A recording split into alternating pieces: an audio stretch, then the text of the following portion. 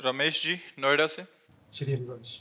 श्री हरिवंश महाराज जी, आपके चरणों में कोटि कोटि प्रणाम। महाराज जी, मेरे कुछ संशय हैं, कृपया निवारण करने का कृपा करें। महाराज जी, क्या पद्मासन में कुछ और क्रियाएं कर सकते हैं, जैसे कीर्तन, पाठ पढ़ना, वार्तालाप या भोजन करना आदि? नहीं, पद्मासन में मंत्र जाप, नाम जप और शांत भाव से बैठ सकते हैं बस, और नहीं।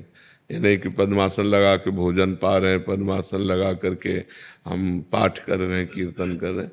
पद्मासन होता है शांत भाव, मन को एकाग्र करके नाम में, मंत्र में लगाया, शांत भाव से बैठे भगवत चिंतन कर रहे हैं। अब जितना लगा सको, 4 घंटे, 5 घंटे, 3 घंटे, 2 घंटे, भोजन आदि सुखासन पर, कीर्तन आदि खड़े होकर के या सुखासन में बैठ करके, अलग अलग है। लेकिन पद्मासन में मंत्र जाप, ध्यान, नाम जाप अंदर करते हुए शांत बैठे रहना, पद्मासन आदि का। महाराज जी, ये अनुभव किया कि पद्मासन जैसे आपकी प्रेरणा से किया तो भोजन अल्प मात्रा में हो गया, हाँ, महाराज जी, और शक्ति ज्यादा मिल रही है महाराज जी। हाँ, ये होता है। भोजन अल्प हो जाता है और शारीरिक शक्ति बढ़ने लगती है, क्षमता बढ़ने लगती है। बहुत सुंदर। महाराज जी, क्या पद्मासन और सिद्धासन एक दूसरे के बाद कर सकते हैं? पहले हाँ, तो पद्मासन हाँ, फिर कर सिद्धासन? सकते, तुरंत कर सकते हैं। जैसे आप 40 मिनट, 1 घंटा पद्मासन लगाए तो आप तुरंत फिर सिद्धासन में भी बैठ सकते हैं, दोनों में बैठ सकते हैं। महाराज जी, कल परसों आप अभी साधकों को जो बता रहे थे कि जैसे पद्मासन पे लगा के उससे बहुत फायदा होगा महाराज जी। हाँ, हाँ, उसमें क्या होता है कि वायु संशोधन, पहला वायु संशोधन होता है कि जैसे हमने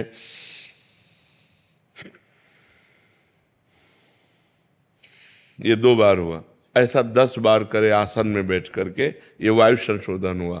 फिर अगर 4 बार प्राणवायु को नाम लेते हुए घसीटे और 4 चौको 16 बार बीच में रोके और 8 बार निकाले, इसे प्राणायाम की प्रथम पद्धति कहते हैं। इससे बहुत लाभ मिलेगा, शरीर स्वस्थ रहेगा और भजन में मन लगेगा। और महाराज जी, ये मतलब 10 बार एक साथ करना है महाराज जी? हाँ, 10 बार एक बार, पर अभ्यास करने के लिए 1-1, 2-2 से शुरू करें। गृहस्थ आश्रम में भी कर सकते हैं? आराम से कर सकते हैं, बहुत सरल है। मतलब 2 प्राणायाम कर ले, फिर 3 कर ले, फिर 4 कर ले, धीरे धीरे 10 की संख्या में पहुंचे। पर वो स्वास्थ्य लाभ क्या क्या मिलेगा इससे? इससे सबसे पहला लाभ होगा कि मन शांत होने लगेगा, शरीर निरोग होने लगेगा, प्राणवायु बलिष्ठ सूक्ष्म हो जाएगी और भजन में मन लगने लगेगा, ब्रह्मचर्य ठीक हो जाएगा। बहुत से लाभ ही लाभ है इसमें। हानि तब है जब इसके व्यतिक्रम कर दे। अब जैसे आपने प्राणायाम किया और 30-40 मिनट निकालना चाहिए, कुछ 1 बूंद पानी भी नहीं पीना चाहिए। यदि आपने पानी पी लिया तो बिगाड़ कर दे। उससे पहले पी सकते हैं? हाँ, उससे पहले आप पी सकते हैं। 50 ग्राम 100 ग्राम पानी पी सकते हैं और तुरंत प्राणायाम में बैठने के लिए 50 ग्राम 100 ग्राम पानी पीकर बैठ सकते हैं। प्राणायाम का समय क्या है महाराज जी? कभी भी आप कर सकते हो, प्रातः, मध्याह्न, सायं, कभी भी आप कर सकते हो, जब आपको टाइम मिले तब स्वच्छ वायु में आए। संध्या भी कर रहे हो, लेकिन जिनका प्राणवायु संशोधन कार्य तो दिन भर करते रहते हैं। योगी लोग तो दिन भर प्राणवायु का संशोधन करते हैं।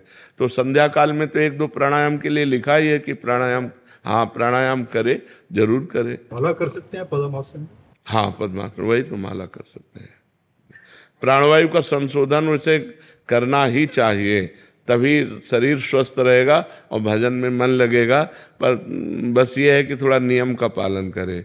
अगर व्यभिचारी पुरुष है तो फिर कर ही नहीं सकता है, क्योंकि इसमें थोड़ा संयम चाहिए।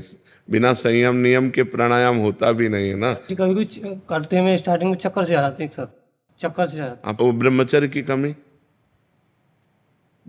की कमी के कारण, तभी हमने कहा ना, व्यभिचारी पुरुष जैसे आपने गलत आचरण किए तो ये पवित्र थोड़ी हो सकते। एक संयम पूर्वक, पहले संयम है, फिर नियम है, फिर प्राणायाम, फिर प्रत्याहार, फिर ध्यान, फिर धारणा, फिर समाधि है। तो प्राणायाम थोड़ा कठिन कार्य है। पर परसों आप बता रहे थे कि योग्य गुरु के संरक्षण। हाँ, अब जैसे बताया ना, आप प्राणायाम करके तुरंत पानी पी लो तो आपकी प्राणवायु बिगाड़ देगा, कफ बढ़ा देगा, श्वास की हिचकी आने लगेगी, श्वास में परेशानी हो जाएगी।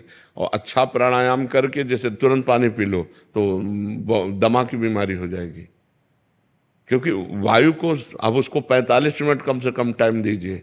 प्राणायाम हुआ, अब 45 मिनट कुछ खाना पीना नहीं, अब वो पच जाएगी, फिर इसके बाद आप पा लीजिए।